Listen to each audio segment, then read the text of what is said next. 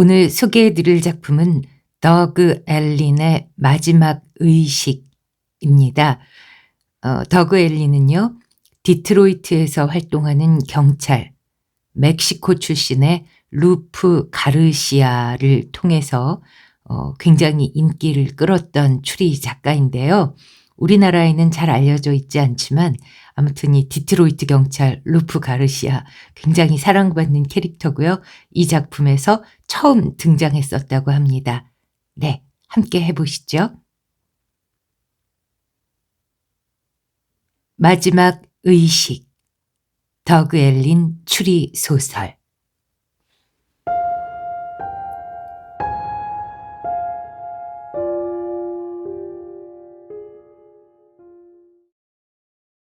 그는 경찰관처럼 보이지 않았다. 더러운 티셔츠와 스니커즈 차림이라 죽을 쓰고 있는 삼류고등학교 운동부 코치처럼 보였다. 너저분한 책상에 발을 올리고 디트로이트 타이거스 야구 모자를 눈 위에 덮고 작은 소리로 코를 골았다. 신문 만화에나 나올 것 같은 캐릭터. 나는 책상을 두드렸다. 르클레어 보안관? 저 가르시아 경사입니다. 루프 가르시아요. 한쪽 눈만 잠시 벌어졌다. 다시 닫혔다. 그 사람들 여기 없소. 무슨 일로 왔는지도 아직 말 안 했는데요. 나는 낡은 사무용 의자를 조심스레 내 쪽으로 당기며 내가 왜 오늘 좋은 양복을 차려입고 왔을까 생각했다. 알고만은 작은 마을이오. 가르시아라고 했소? 오늘 아침에 와보니 조직범죄 특수부 사람이 디트로이트에서 비행기를 타고 온다는 메모가 있더군. 진이 그 사람이겠거니 했소. 롤런드 코스타 부자 일 때문에 왔겠지. 디트로이트 쪽 사람이 나하고 할 얘기가 있다면 그 작자들 얘기밖에 없겠지. 내가 도난 차량이나 도망자 같은 일로 도움을 요청할 때는 본 척도 안 했으면서. 아무튼 여기 없어요. 몇 주 전에 찰리를 묻으러 왔었지만 그 뒤로는 한 번도 못 봤어. 그랬겠죠. 다른 데서도 아무도 본 사람이 없어요. 보안관은 야구 모자를 뒤로 젖히고 처음으로 내 얼굴을 쳐다봤다. 내 또래였지만 나보다 더 나이가 들어 보였다. 훨씬 더. 눈 가장자리가 불그레했고 피곤해 보였다. 사라졌단 말이오? 찰리 장례를 치르러 알고마로 왔죠. 그 뒤로는 아무도 본 사람이 없어요. 사라졌단 말이군. 그쪽 계통에 있는 사람들은 종종 그렇지 않나? 여기 왔을 때 직접 봤나요? 안 보기 힘들지. 길이가 거의 한 블록은 되는 링컨 리무진을 타고 다니니까. 이런 깡촌에서는 그런 차 보기 힘들어. 여자도 같이 있던가요? 여자는 없었소. 롤런드 코스타하고 아들만 있었지. 장례식 날 듀드롭 여관에서 묵었고 두 사람뿐이었소. 왜요?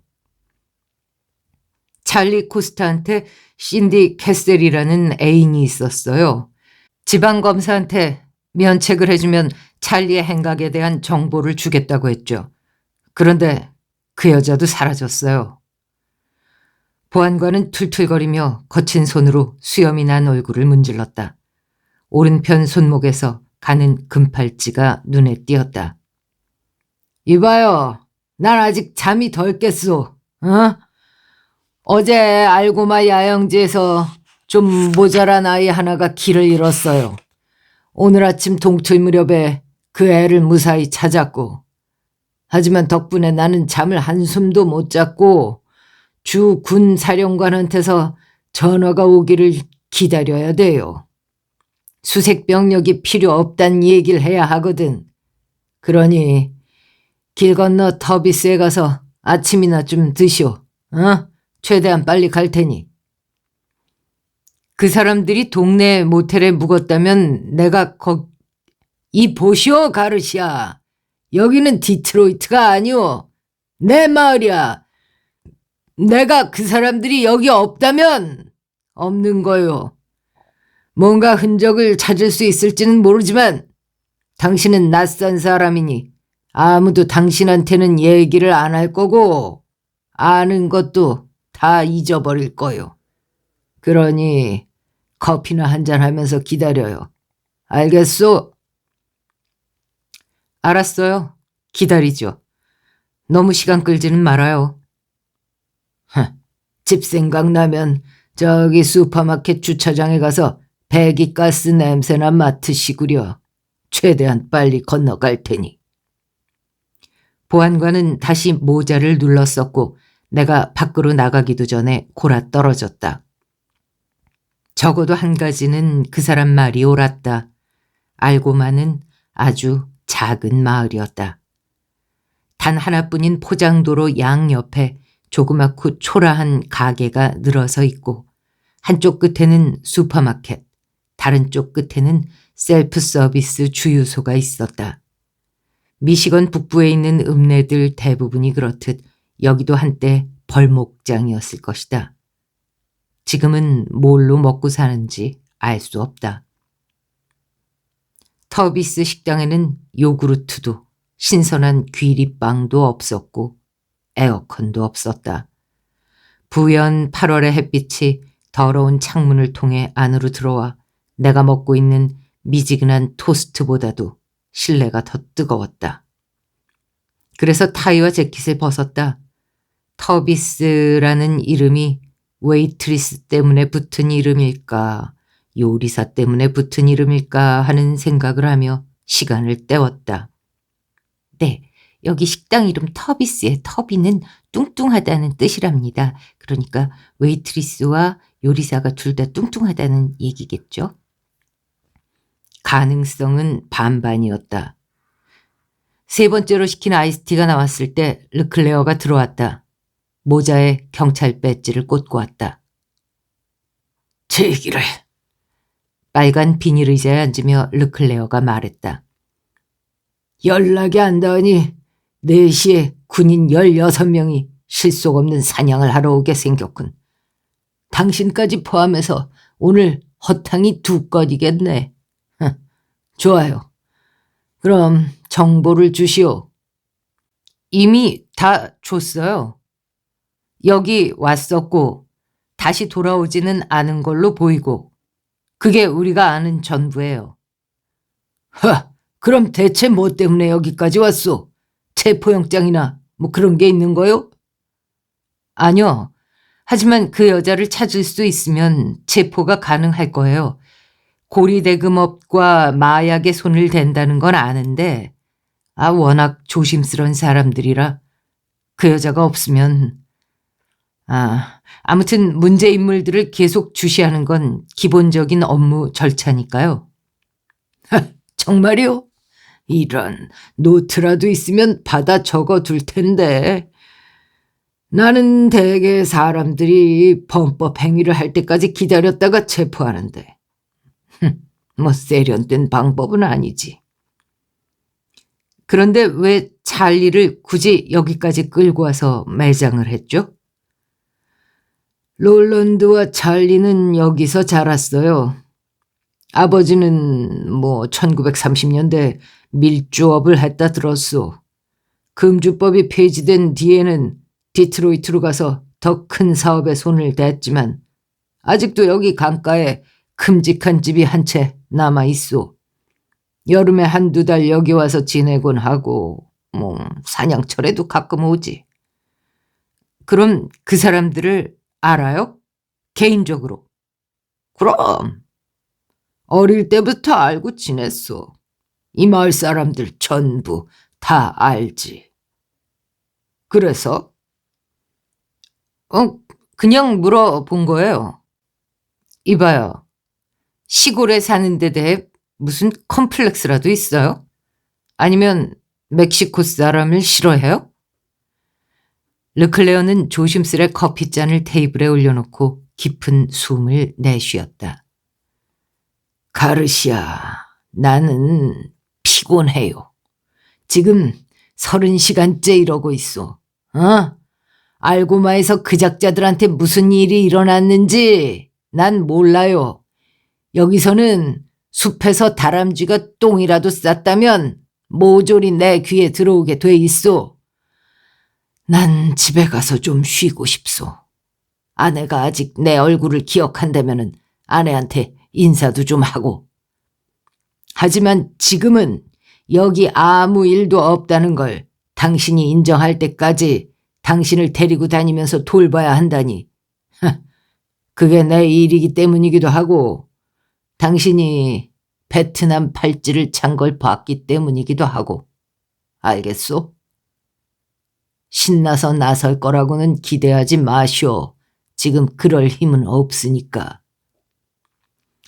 좋아요. 그러면 시작하죠.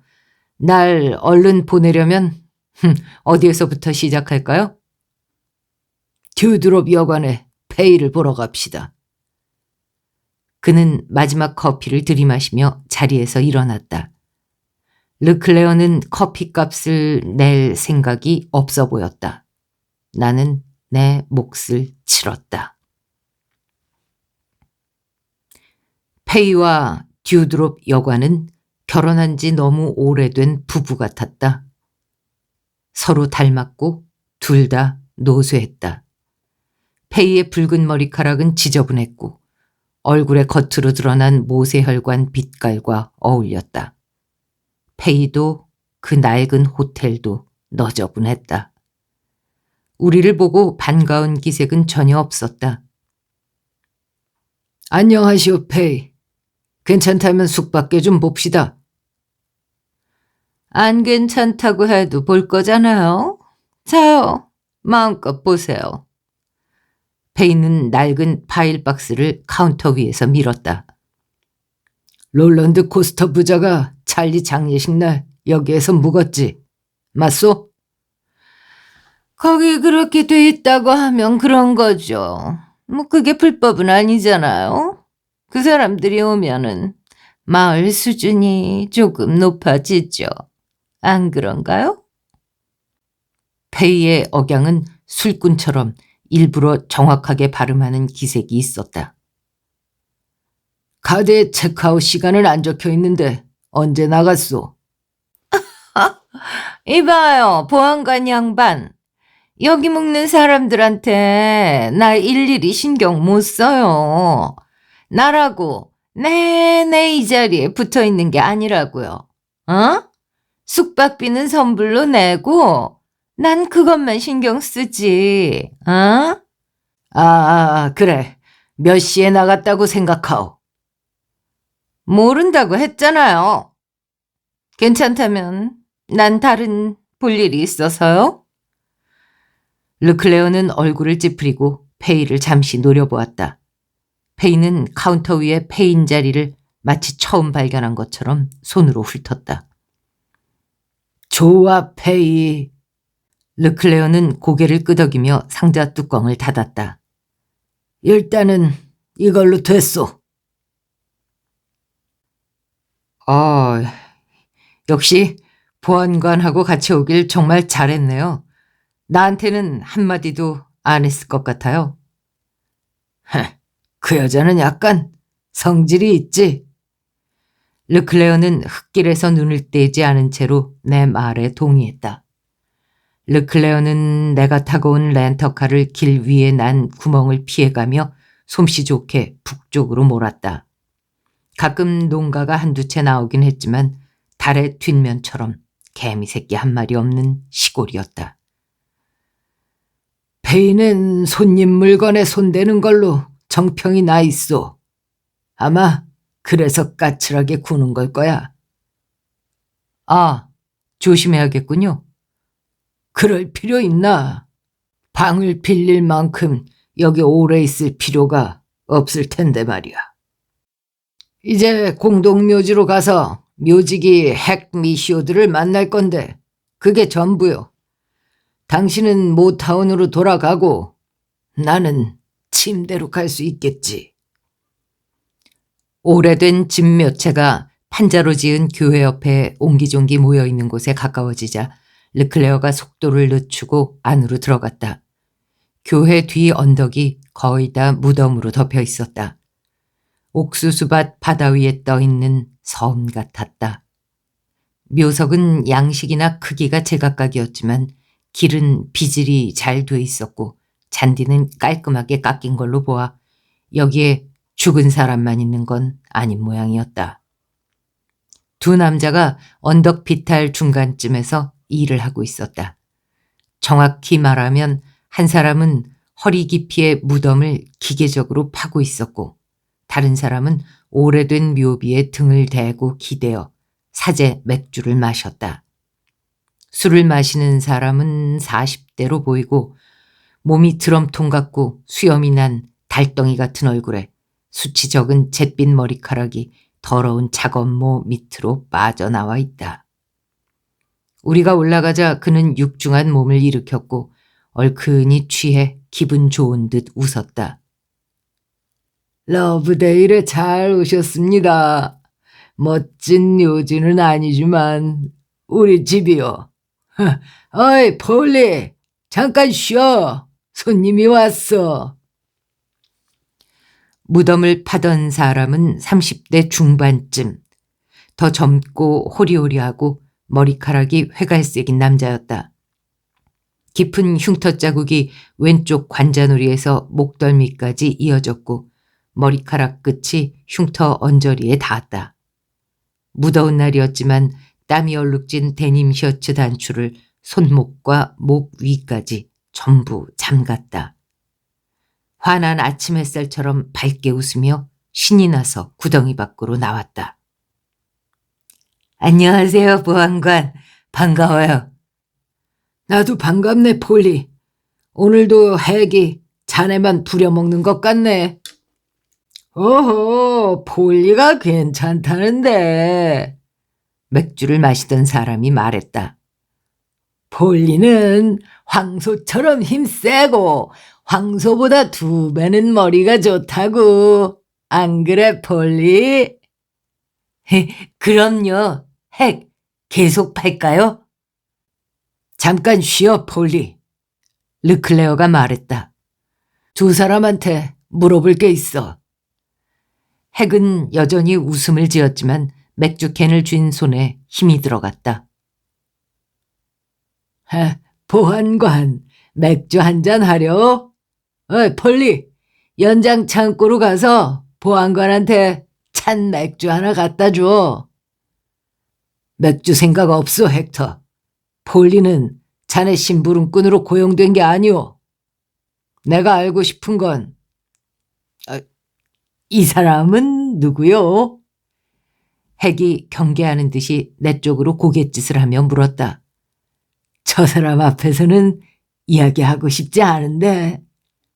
디트로이트에서 온 가르시아 경사요. 같이 일하고 있어. 무슨 일을 하는데요? 공수학철은 지났는데. 네, 잠깐 끼어들면요. 콩수학은 멕시코 노동자들이 미국에 와서 하는 단순 노동이기 때문에 가르시아가 멕시코 사람인 것을 비하해서 하는 말이라고 합니다. 르클레어는 손가락 2개로 뚱뚱한 남자의 가슴을 밀었다. 핵 미쇼드는 흙이 무너지며 중심을 잃어 무덤 안으로 엉덩방아를 찌으며 떨어졌다. 그런데도 맥주는 한 방울도 쏟아지지 않았다. 르클레어를 바라보는 핵의 눈빛에는 분노보다는 놀라움이 깃들어 있었고 순간적으로 만족스러움이 스치고 지나갔다. 당신한테 이럴 권한 없어. 전혀 없다고. 그럴지 모르지, 핵. 르클레어는 무덤 가장자리에 쭈그려 앉아 말했다. 어쨌든 자네랑 꼭 해야 할 얘기가 있고 오늘이라고 안 될 이유가 없지. 내가 자네라면 우리가 얘기하는 잠깐 동안 구덩이 안에 앉아 있겠네. 폴리, 가르시아 경사하고 연장 창고로 가서 맥주 한 캔 주게. 가르시아 경사가 몇 가지 물어보면 대답해주고. 알았나? 그렇게 해, 폴리. 핵이 무덤 안에서 말했다. 올라간 김에 빌리하고도 얘기해. 연장 창고에 다다랐을 때 나는 숨을 헐떡였다. 폴리는 아무렇지도 않은 듯 했다. 폴리는 싸구려 스티로폼 아이스박스에서 맥주 2캔을 꺼내 나한테 주었다. 베트남에 있었어요? 폴리가 물었고 나는 고개를 끄덕였다. 그럴 줄 알았어요. 팔찌를 봤어요. 보안관도 하나 있죠. 나도 하나 갖고 싶었는데. 참, 나도 멕시코에서 온 친구 있어요. 이름이 아주 많았죠. 경사님도 이름이 기인가요? 그래요. 루프 호세 안드레우 마르도 플로레스 가르시아. 그게 내 이름이죠. 나한테 붙은 성인 이름이 줄줄 나와서 나도 놀랐다. 한동안 한 번도 입 밖에 내지 않았었는데. 오, 플로레스. 내 친구 이름도 그거였어요. 꽃이라는 뜻이죠? 나는 고개를 끄덕였고 나도 모르게 웃음을 지었다.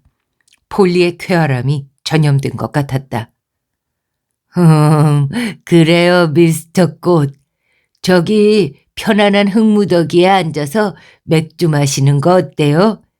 보안관 말이 물어볼 게 있다면서요?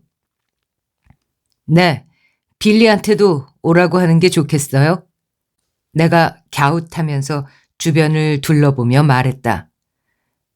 그러면 똑같은 질문을 2번 하지 않아도 되잖아요? 크게 말하면 여기서도 물어볼 수 있어요. 저기 울타리 있는데 골트 소령 옆에 묻혀 있거든요.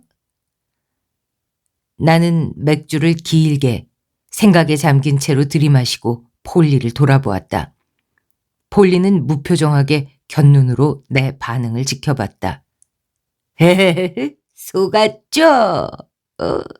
걱정 말아요, 미스터 꽃. 나 안 미쳤어요. 가끔 빌리하고 얘기를 하긴 하지만 핵을 놀리려고 그러는 거예요. 빌리가 죽었다는 거 나도 알아요. 나도 같이 죽을 뻔했어요. 고등학교를 같이 다녔고 같이 징병돼서 베트남에서 같은 부대에 있었거든요. 그것뿐이 아니에요. 같은 참호에 있을 때 베트콩 수류탄이 날아들었어요. 같이 수류탄을 밖으로 던지려고 했는데 터져서 박살이 났죠. 수류탄만 안 터졌더라면 재미있었을 텐데. 빌리는 여기 러브데일로 왔고 나는 그랜드 래피즈에 있는 상위 군인 시설에 2년 동안 있었어요. 안 믿기겠지만 여기 러브데일이 훨씬 좋아요. 여기서 일한 지 얼마나 됐어요? 잘 모르겠어요. 골트 소령은 1864년인가 1862년인가부터 있었고 빌리는 1973년이지만 난 숫자에 약해서 내가 여기 얼마나 오래 있었는지는 정확히 모르겠어요. 묘지라는 데가 좀 그래요. 시간이 중요하지 않아요. 저 소령하고 빌리가 살았던 때가 아마 100년쯤 떨어져 있을 테지만 여기에서는 같이 있잖아요. 아마 둘이 전쟁 얘기를 나누고 있을지 모르죠. 그랬으면 좋겠어요. 3주쯤 전에 장례식이 있었죠? 찰스 코스타의 장례식. 기억나요? 그럼 기억나죠. 내가 숫자만 잘 잊어버리지 다른 건 아니에요. 미안해요. 아무튼 그날 헥터하고 같이 일했나요?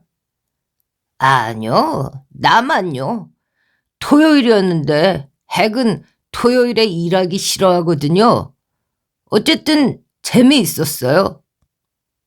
재미있었다뇨? 내가 본 중에 가장 큰 장애였어요. 저기 커다랗고 흉한 대리석 둘레에 개입갈 나무가 쭉 심어진 거 보여요? 마치 묘지의 다른 하층민들과 분리하려고 한 것 같잖아요? 저게 찰리 코스타의 무덤이에요. 정말 대단하죠? 관은 또 어땠게요? 표준 사이즈인 것 같지만 번쩍이는 구리 장식을 하고 호두나무 목판을 붙여서 훨씬 커 보였어요. 아마 무게가 1톤은 나갔을 거예요. 아, 근데 그게 문제였어요. 문제요? 네. 장례식이 끝난 뒤에 장의사가 관을 내리는 기계를 작동시킬 수가 없었어요. 재미있었다고 한 건 그게 아니에요. 장의사가 이 동네 사람이 아니고 디트로이트에서 온 클로디오인가 하는 사람이었는데 웨이터처럼 차려입은 조수를 10명은 데리고 왔죠.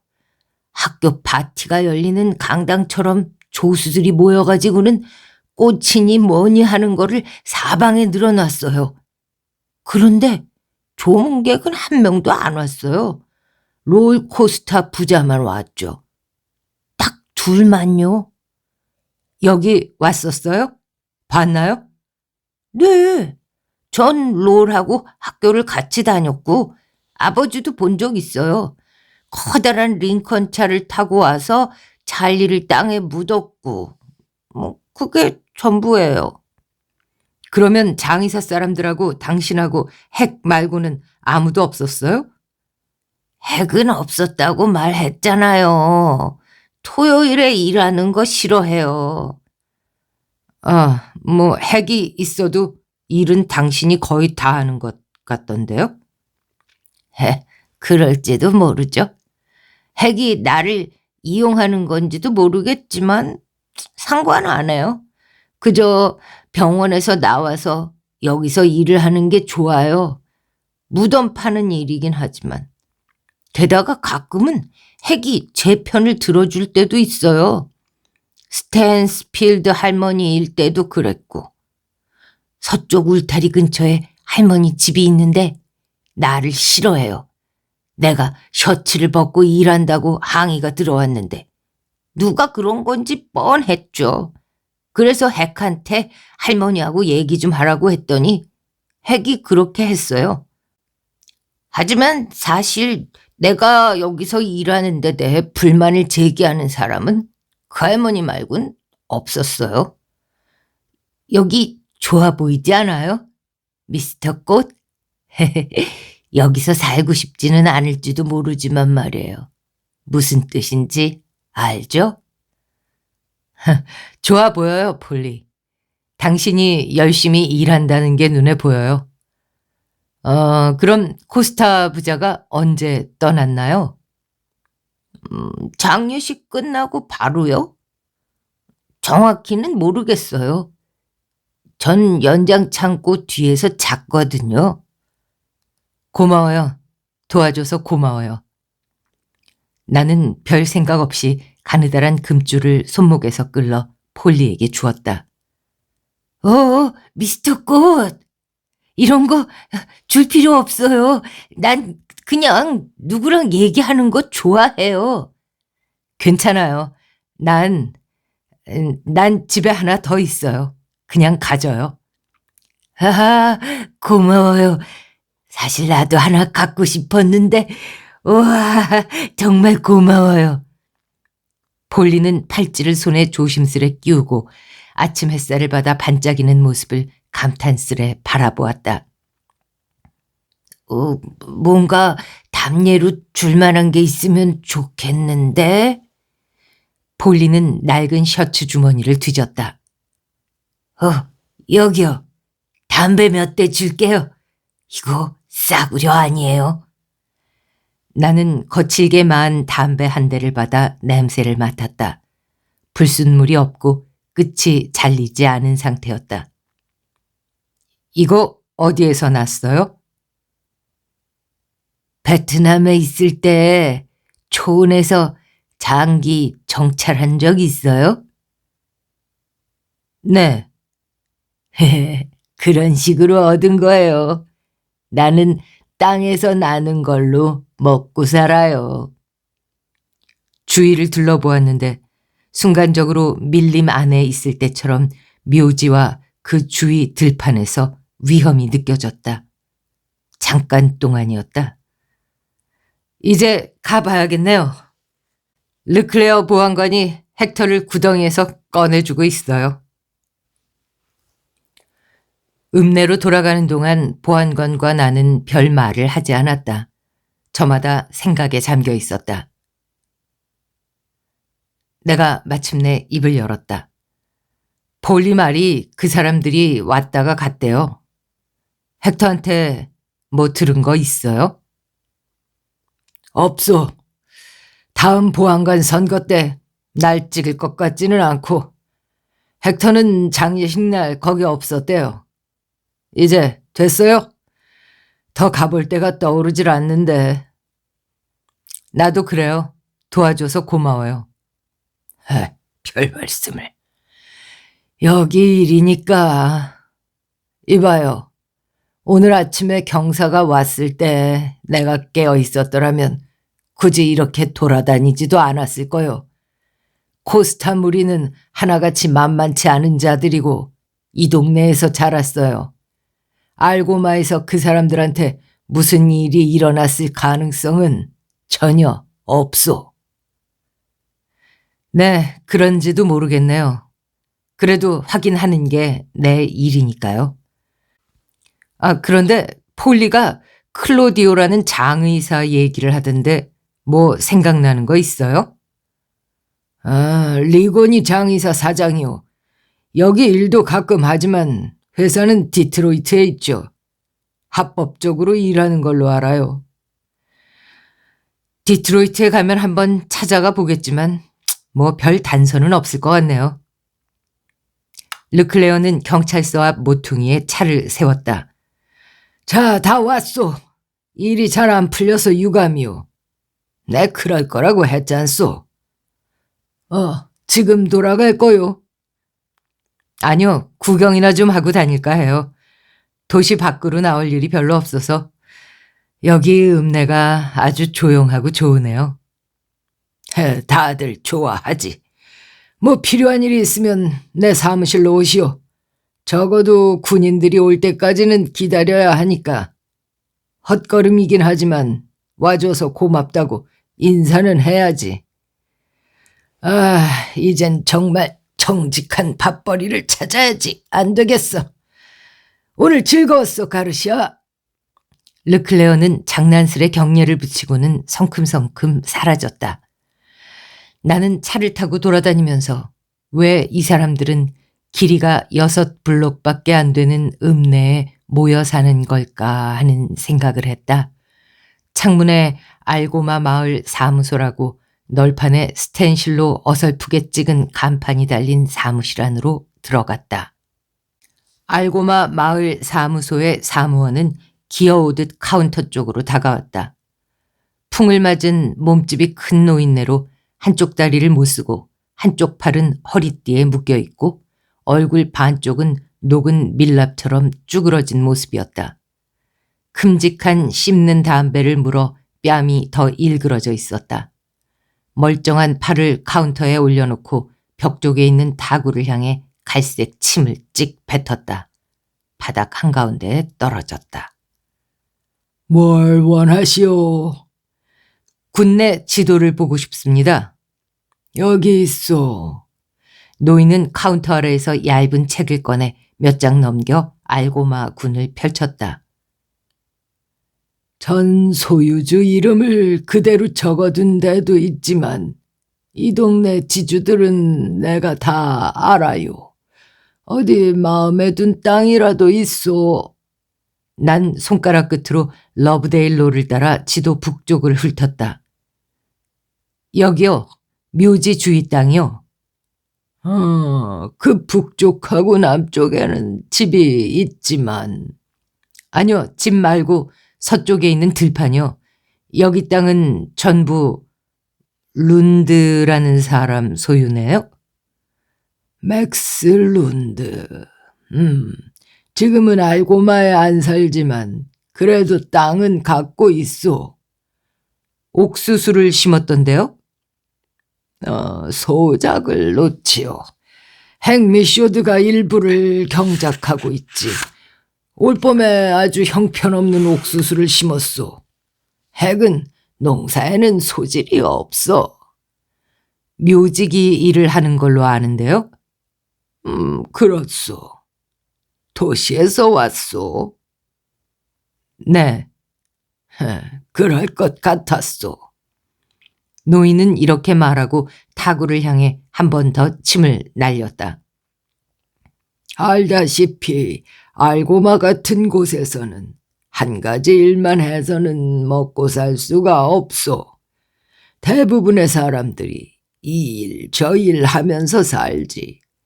핵은 묘지 관리도 하고 페인트 칠도 하고 농사도 짓고 하지요. 보안관은요? 보안관도 농사를 짓나요? 가끔. 노인은 성한 한쪽 눈으로 나를 주의 깊게 뜯어보며 말했다. 가끔 하지. 르클레어는 사무실 의자에서 자고 있었다. 더러운 조깅화가 책상 위에 있었다. 나는 소리를 내며 문을 닫았고 르클레어는 깜짝 놀라 깼다. 다시 왔소. 피곤하고 아직 잠이 덜 깬 채로 르클레어가 말했다. 간 줄 알았는데 군인들은 아직 안 왔나? 안 보이던데요. 나는 책상 가장자리에 앉으며 말했다. 비행 준비가 될 때까지 시간이 좀 남아서요. 가기 전에 담배나 한 대 같이 피우자고요. 난 셔츠 주머니에서 담배를 꺼내 책상 위에 올려놓았다. 내가 한 대 쏘죠. 강력한 대마초예요. 르클레어는 멍한 눈으로 나를 보았다. 해봐요. 기분이 나아질 거예요. 우리 경찰들끼리인데 뭐 어때요? 르클레어의 티셔츠 목덜미에서 천천히 붉은 기운이 올라왔다. 가르시아, 오늘 당신이 언덕에서 내려올 때 폴리가 당신 팔찌를 찬 것 봤소. 친절한 행동이지. 그걸 봐서 또 당신이 도시 사람이라 뭘 모르는 걸 감안해서 30초를 줄 테니 그 물건을 쓰레기통에 쳐넣고 내 사무실에서 나가시오. 아니면 철창에 가둬버리겠소. 열어봐요. 안을 한번 살펴봐요. 여전히 무서운 표정으로 르클레어는 종이를 찢어 담뱃잎을 책상에 쏟았다. 하나를 집어 냄새를 맡았다. 아직 덜 말랐고 자르지도 않았군. 이 지역 것인가? 어디서 났소? 땅에서 나는 걸로 먹고 살 줄 아는 사람한테서요.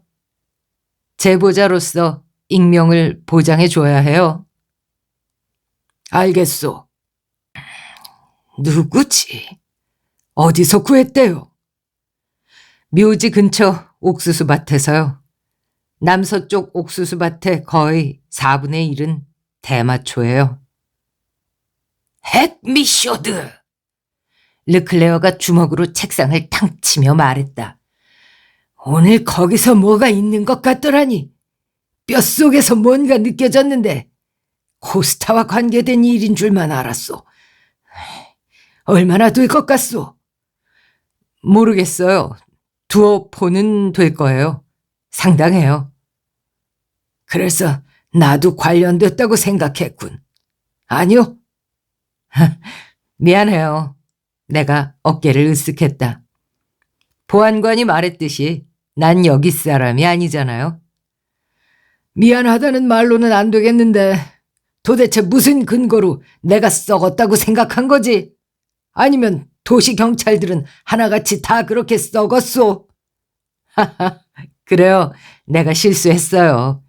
그러니까 아무튼 여기에서 도대체 뭘 해먹고 사나요? 닭하고 오리라도 길러요? 봉급으로 풀칠하고 살지. 멍청하다고 할지 모르겠지만. 이봐요. 사과했잖아요. 사과를 받는 게 좋지 않겠어요?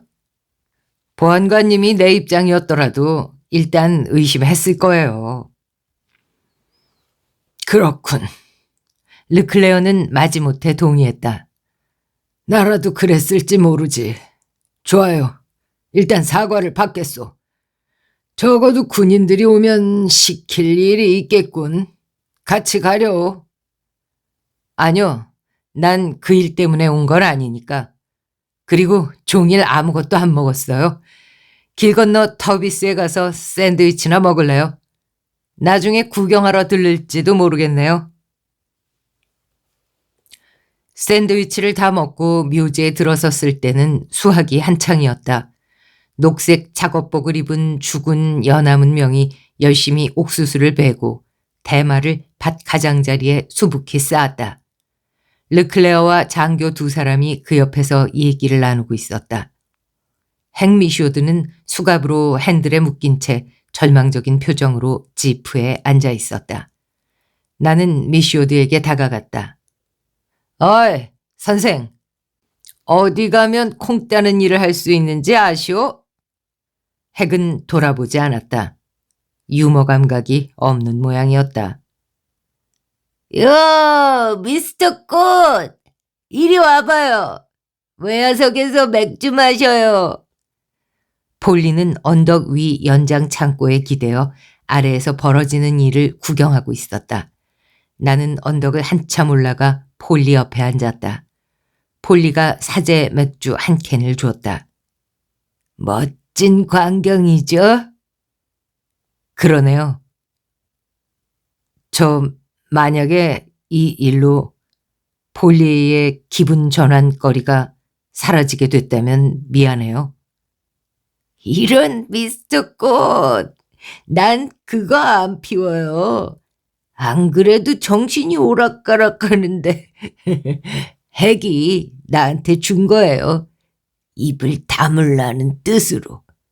핵 말대로 했어야 했는지도 모르겠네요. 여기 일자리를 잃는다 생각하니 정말 섭섭해요. 일자리를 잃을 이유는 없을 것 같은데요? 그렇게 생각하겠죠. 하지만 곧 생각이 달라질 거예요. 지금 가는 방향으로 계속 나가다 보면 차가 나올 테니까. 나는 천천히 고개를 돌려 폴리를 쳐다봤다. 무슨 차요? 은색 링컨이요. 폴리는 속삭이듯 말했고 나와 눈을 마주치지 않으려 했다. 핵이 밭에 숨겨뒀다가 나중에 어디로 치울 생각이었는데 바퀴가 깊이 빠져버렸어요. 그래서 그냥 덮어놨죠. 코스타의 차요? 네. 언제 일이죠? 언제 숨겼냐고요? 잘 몰라요. 관이 움직이지 않은 다음에? 그 얘기는 아까 했죠? 아닌가요? 움직이지 않았다는 얘기는 했는데 그 다음 얘기는 안 했어요, 폴리. 이제 얘기할 때가 됐어요. 무슨 일이 있었는지 말해줘요. 천천히 말해요. 자, 관이 움직이지 않았다고 했죠? 글쎄요, 처음에는 몰랐어요. 연장 창고 뒤에서 자는데 클로디오라는 사람이 날 깨웠어요. 기계가 고장이 났는데 자기하고 코스타 씨 말고 다른 사람은 다 가버렸으니까 아주 분통이 터진 상태였죠. 그래서 내려가서 살펴봤어요. 기계가 고장나긴 했지만 여기 창고에 수동으로 관을 내려보내는 크랭크가 있거든요. 그래서 그걸 가지러 다시 창고로 갔죠. 돌아오는 길에 클로디오와 코스타 씨가 말다툼하는 소리가 똑똑히 들렸어요. 결국 클로디오는 자기 장례차로 가서 차를 몰고 떠나버렸어요. 장의사는 관을 내리고 무덤을 덮는 걸 끝까지 보고 가야 하는데 이상한 일이죠? 코스타 씨는 거기 서서 관을 보고 있었고 내가 뒤에서 다가갔어요. 그때 보였어요. 찰리의 $1,000,000짜리 관 한쪽 가장자리에 빨간 천 조각이 삐져나와 있었어요. 깔끔하지가 않았죠. 코스타 씨도 알아차린 것 같았어요. 그걸 같이 보고 있었거든요. 내가 가까이 가자 깜짝 놀라 펄쩍 뛰었죠. 나더러 관을 내리라고 했고 나는 장의사가 있어야 한다고 했어요. 리고니 씨는 볼 일이 있어서 갔으니 내가 책임지겠소. 관을 내리기만 하면 된다고. 수고비를 주겠소. 코스타 씨가 이렇게 말하고 $100짜리 지폐를 내밀었어요. 그거 큰 돈이죠? 그래요? 맞아요. 큰 돈이에요. 나도 그렇다고 생각했어요. 숫자에는 약하지만. 하지만 뭔가 이상하다는 생각이 들었어요. 그래서 혼자서는 못 내리고 도와줄 사람이 필요하다고 했어요. 코스타 씨는 뭐라고 하려고 했지만 내가 관을 내려다보고 있는 걸 알아차렸어요. 눈을 가늘게 뜨더니 몸을 돌려 차로 가서 자갈을 뿌리며 묘지 밖으로 횡하니 나갔어요. 난 몸을 숙여 빨간 천을 자세히 봤죠. 그게 움직였어요. 아주 조금이지만 누군가 관 안에서 천을 잡아당기는 것 같았어요. 그래서 나는 뚜껑을 두드렸죠. 안에 누구 있어요? 이렇게 물었는데 내가 정말 바보가 된 것 같더라고요. 헥터를 놀릴 때 말고 정말로 시체한테 말을 건 건 처음이었어요. 아무튼 그래도 천이 꼭 움직이는 것 같았거든요. 어떻게 했어요? 폴리가 어깨를 으쓱했다. 거기엔 나 말고 아무도 없었기 때문에 뚜껑 나사를 풀고 열었죠. 그러자 여자가 일어섰고 난 주저앉았어요. 철퍼덕하고요. 빨간 옷을 입은 여자였어요. 머리에 피가 흐르고 몸에 힘이 하나도 없고 햇빛 때문에 눈이 부신 것 같았어요. 도와줘요. 여자가 말했어요. 신디 캐슬, 찰리의 애인이에요. 찰리 일에 대해서 아무 말도 하지 않겠다고 웅얼거렸어요. 하지만 넋이 나간 것처럼 횡설수설했어요. 그러다가 조금 정신이 들었나 봐요. 자기가 어디에 앉아 있는지 내려다 봤으니까요. 그 순간 눈이 희번덕 돌아가더니 찰리 위에 다시 까무르고 엎어졌어요. 찰리는 별 신경 안 쓰는 것 같았고요. 그래서 어떻게 됐어요? 난 여자하고 찰리가 무슨 사이인지는 몰랐지만 같은 상자 안에 둘 다 들어가는 게 맞지는 않는 것 같아서 여자를 꺼내고 뚜껑을 닫았죠. 어떻게 해야 할지 모르겠더라고요. 도움이 필요한데 주변엔 아무도 없고 거기에다 두고 갈 수는 없고 그래서 둘러엎고 스탠스필드 부인네 집으로 갔어요. 그 할머니는 날 싫어하지만 달리 갈 데가 생각이 안 났거든요. 문을 두드렸는데 아무도 나오질 않고 문이 잠겨 있었어요. 뛰느라 지쳤고 머리가 마구 쿵쾅거려서 신디? 그 여자 이름이 신디예요? 네. 아직도 의식이 없었어요. 코스타의 리무진이 돌아오면서 먼지가 일어나는 게 보였어요, 그때. 어떻게든 해야 했기 때문에 어깨로 문을 밀쳐 열고 여자를 집 안에 넣었죠. 그리고 몸을 낮추고 무덤으로 달려 돌아왔어요. 코스타가 내가 어디 갔다 왔는지 알면 안 되니까요. 아무튼 재미있었어요. 다시 군대에 들어간 것처럼. 코스타 씨가 아들을 데리고 왔더라고요. 롤 알아요? 누군지는 알아요. 롤은 거친 사람이죠. 학교 다닐 때부터 알았어요. 뱀처럼 사악해요. 코스타 씨가 관 내리는 일을 거들라고 데려왔다고 말했어요. 나는 좋다고 말했는데 아마 내가 숨을 헥헥거리는 걸 알아차렸는지 코스타 씨가 날 이상한 듯이 쳐다보더니 관을 봤어요. 난 나사를 다시 조여놓질 못했죠.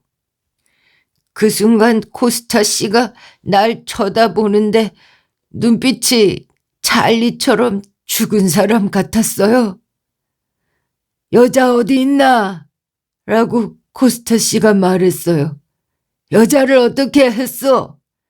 난 모르는 척 했죠. 그게 원래 제 주특기잖아요. 무슨 말인지 모르겠어요. 라고 내가 말했어요. 이럴 시간 없어. 롤이 말했어요. 자기 장자가 어떻게 생겼는지 보고 나면 말하겠지. 그러더니 20cm짜리 칼을 꺼냈어요. 와, 손 안에서 마술 부리는 것처럼 칼이 탁 펴지는 거 있죠. 그래서요? 하지만 롤은 용사가 아니에요. 칼을 든 사람일 뿐이죠. 빌리랑 같이 수류탄을 맞은 뒤로 머리가 잘 돌아가지는 않지만 그래도 칼을 든 사람이 뭔지는 알아요. 나한테 다가왔는데 큰 실수였어요. 나는 칼을 쥔 손목을 잡아채고 목조르기를 할 때처럼 롤의 몸을 돌려서 롤이 자기 아버지와 나 사이에 있게 했어요. 코스타 씨는 못생긴 조그만 자동 권총을 꺼냈고 날 쏘려고 빙 도는데 그때 여자가 소리를 질렀고 코스타 씨가 돌아봤어요. 그건 더 큰 실수였죠. 폴리는 맥주를 길게 들이마셨다. 두 사람은 지금 어디 있어요, 폴리? 내가 차분히 물었다. 차에 있나요? 차요? 아니요. 난 찰리 무덤이 너무 크다고 생각했는데 세 사람 들어가기에는 딱 맞을 것 같더라고요. 그리고 묘비에 코스타라고 써 있으니까요. 셋 다 코스타. 안 그래요?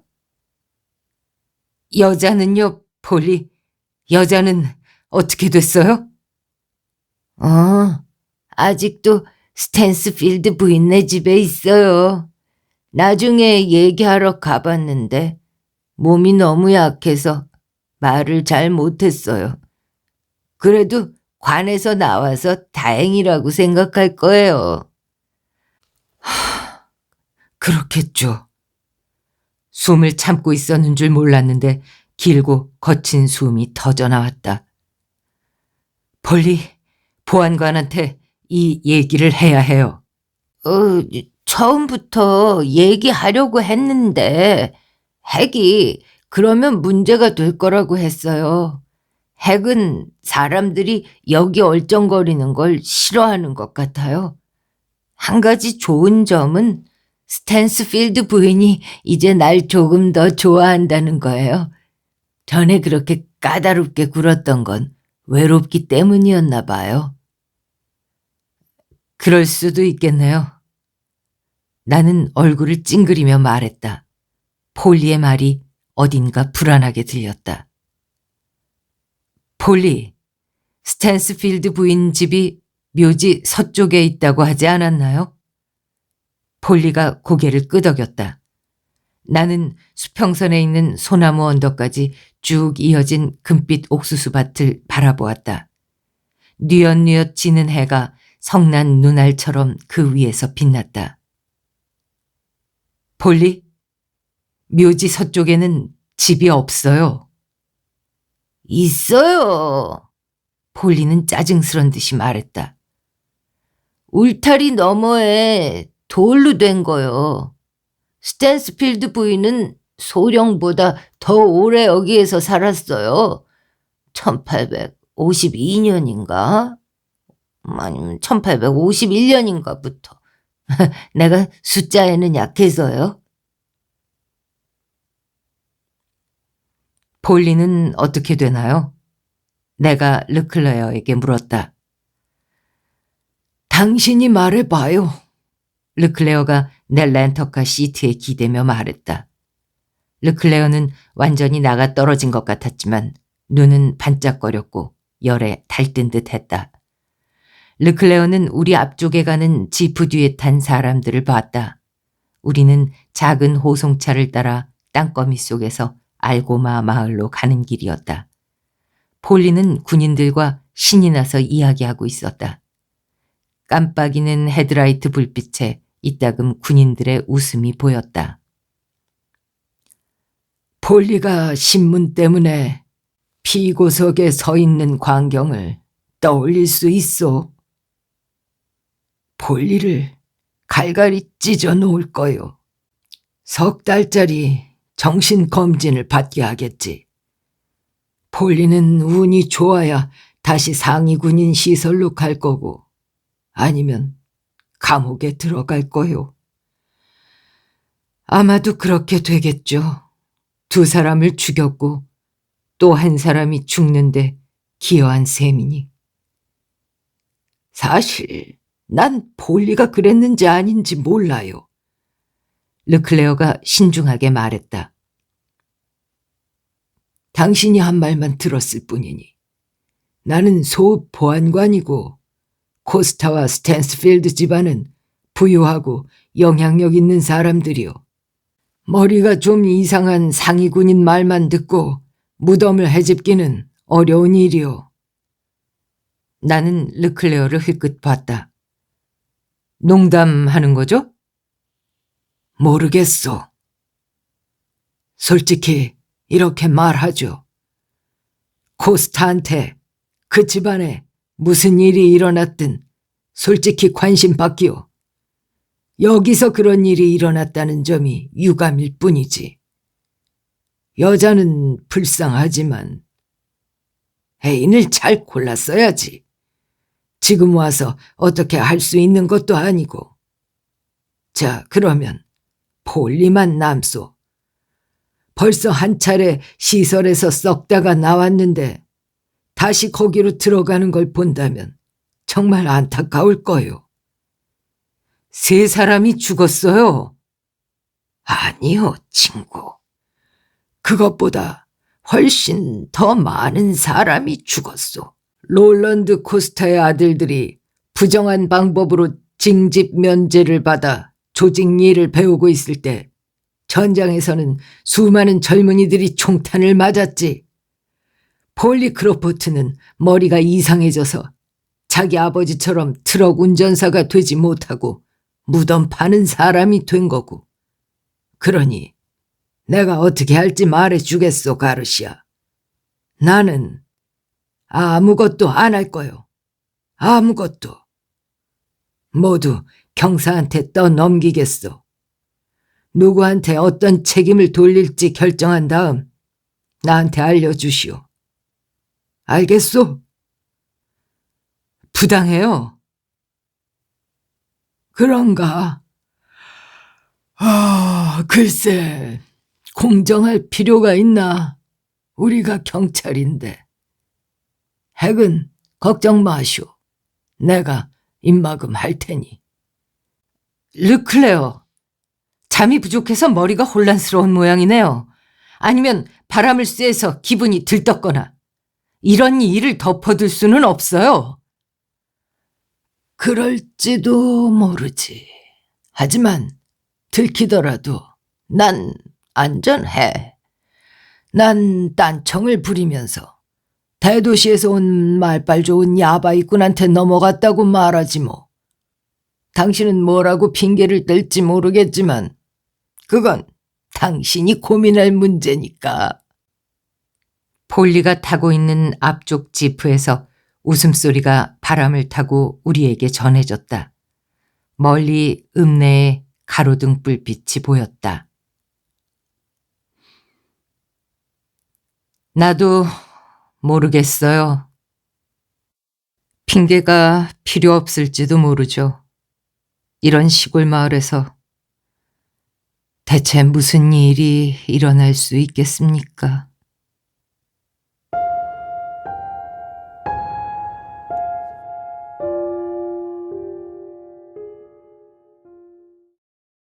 네. 그러니까 사실 범인은 그 상위 군인 폴리였던 거예요. 숫자에 약하고 정신이 오락가락하고 하지만 언제나 밝고 쾌활한. 이 이야기를 다 듣고 재미가 없으셨다면 그건 제가 폴리를 연기를 잘 못해서예요. 정말로. 왜냐하면 지금 그 굉장히 본업에 충실한 가르시아 형사도 안 된다고 하다가 양보를 하잖아요. 그래 폴리가 또 그런 꼴을 당하는 걸 보느니 그래 나는 아무것도 모른다. 그렇게 하겠다. 이제 이렇게 르클레어 보안관의 의견에 동의를 하면서 작품이 끝나잖아요. 저도 책을 읽으면서 폴리라는 캐릭터한테 그런 감정을 느꼈거든요. 근데 제가 잘 표현을 못해서라는 점 양해를 구하고요. 그러나 나는 텍스트를 잘 들었다. 안잡이를 뛰어넘어서 그래서 재미있게 들었다 하시는 분들은 좋아요, 구독, 댓글 부탁드리겠습니다. 네, 오늘은 더그 앨린의 마지막 의식 소개해 드렸습니다. 감사합니다.